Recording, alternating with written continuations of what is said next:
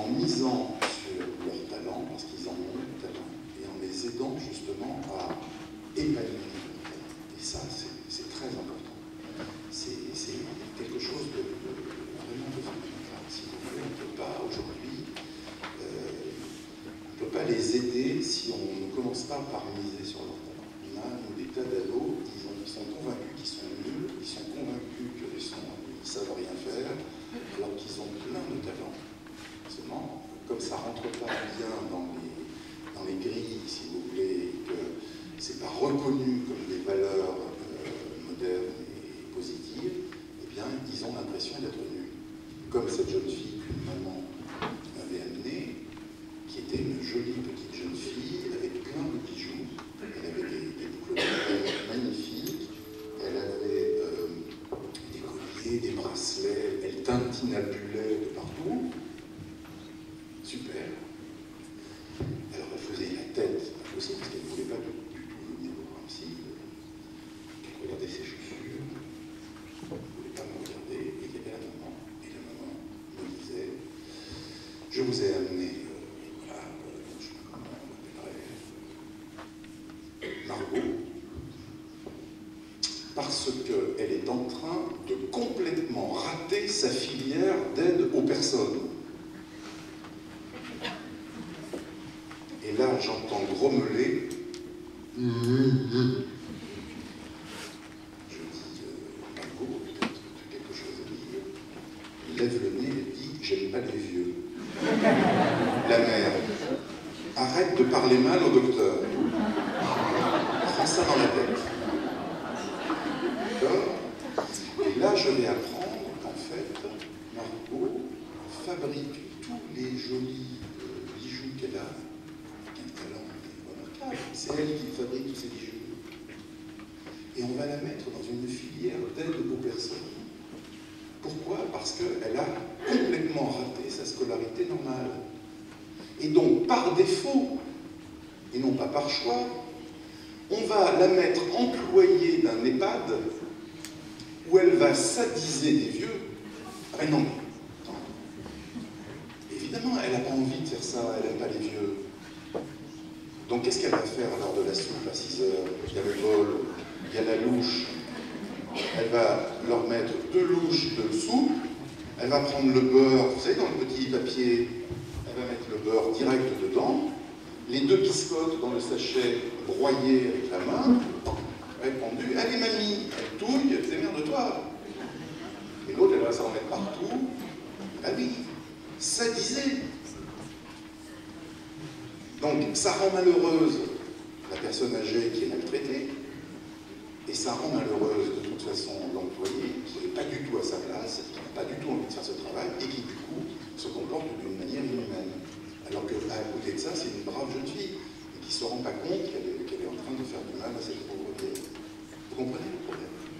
Donc, l'aide aux personnes par défaut, alors qu'à côté de ça, on a des jeunes filles qui veulent être aides-soignantes, et qu'on n'arrête pas de bloquer par des concours et des machins, alors qu'elles sont dyslexiques. Ben voilà, donc déjà d'entrée de jeu, c'est compliqué quand on est dyslexique pour lire l'énoncé d'une question.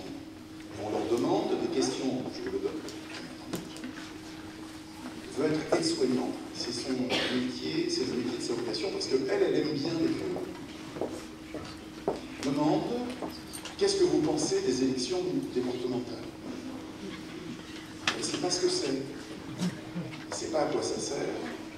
Et à l'oral, si elle tombe sur un abruti qui va s'amuser à jouer avec, elle va lui dire, alors mademoiselle, combien il y a de départements en France déjà? Voilà, elle ne va évidemment pas savoir. On sortir une énormité, elle va dire n'importe quoi, il y a 3, 200, 500. Et bien elle aura une mauvaise note, elle ne sera peut-être pas reçue, elle ne sera pas une soignante. Vous voyez le problème? Donc là, il y a quelque chose qu'il faut réviser, c'est qu'est-ce qu'on cherche à faire à nos élèves.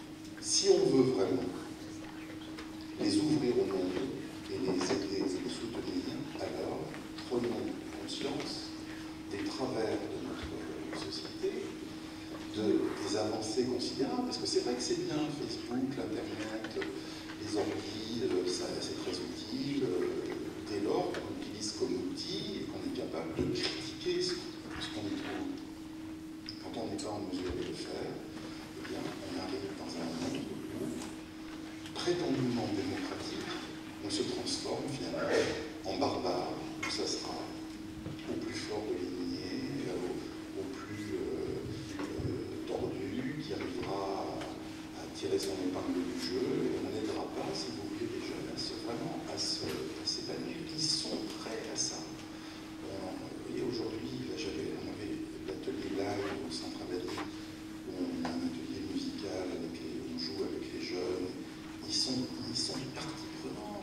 d'accord, ils sont prêts à faire des efforts, ils travaillent. Donc ils ne sont pas feignants, à condition qu'on écoute aussi ce dont ils ont envie, et puis leur envie de croire en quelque chose. Et je vous assure que quand aujourd'hui on jouait à leur demande Hôtel Californien, vous vous rendez compte de ça? C'est un morceau de 1976. Donc eux, ils aiment ça. Avec une espèce de nostalgie sur les années antérieures. Et quand on leur apprend que l'Hôtel Californien, ce n'est pas du tout le nom d'un hôtel, mais le nom d'un centre de désintoxication pour droguer en Californie, ça les intéresse, ils veulent comprendre, ils veulent savoir, et là on leur décortique les paroles et on leur montre que quand il y a marqué, quand il y a dit dans la chanson allusion à Mercedes-Benz, c'est pas la marque de voiture. Mercedes-Benz, B-E-N-D-S, parce que Benz en anglais, en argot, ça veut dire mauvaise chute, mauvaise descente, sous acide, c'est-à-dire sous drogue. Allusion à la Mercedes-Benz de Janis Joplin, qui est un titre de ses chansons. Et ça les passionne. On doit les nourrir, au lieu de se contenter de leur faire consommer des choses. On doit les rendre acteurs plutôt que consommateurs. Merci de votre attention.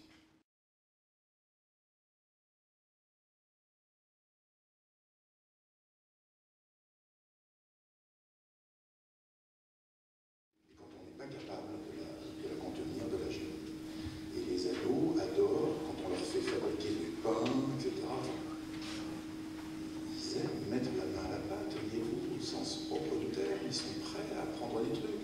Quand je les embarque pour la croisière des guerrières, j'exige d'eux qu'ils connaissent 4 nœuds fondamentaux de marin, parce que sinon c'est pas la peine de monter sur un bateau. Donc le nœud de chaise, de cabestan, le nœud de taquet de 8 sont exigés.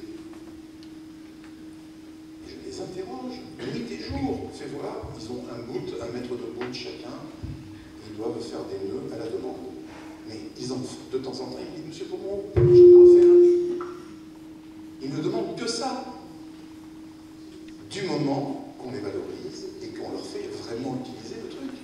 Tu vois, et ben tu vas aller toi-même fixer le génois et tu vas aller le faire avec les chaises que tu sais si bien faire avec ton bout de bout. Et là, pris par l'émotion, l'angoisse, les embruns, etc., peut-être que le nœud de chaise, il va perdre un peu de vue. Peut-être faire un peu un nœud de chaussure. Le nœud de chaussure sur un génois, ça va tenir 1 minute 30 à peu près, au vent. Et donc, voilà le génois qui est parti dans l'air, qui flotte au vent. Et bien ma cocotte, tu vas aller le chercher. Et là, tenu par le ceinturon derrière, il ne va pas m'envoyer trop, à 4 pattes, en rampant et en pleurant, elle va aller chercher le génois. Et ensuite, elle va refaire le nœud de chaise sur le pont, comme ça, en tremblant. On va lui laisser le temps de le faire. Et là, elle apprend quelque chose de la vraie vie. Le nœud de chaise, elle fera toujours. Et aussi, parce qu'on a ça, qu'on ne lâche pas l'affaire. Quand on a raté un truc, ça arrive, on ne s'énerve pas, on le refait.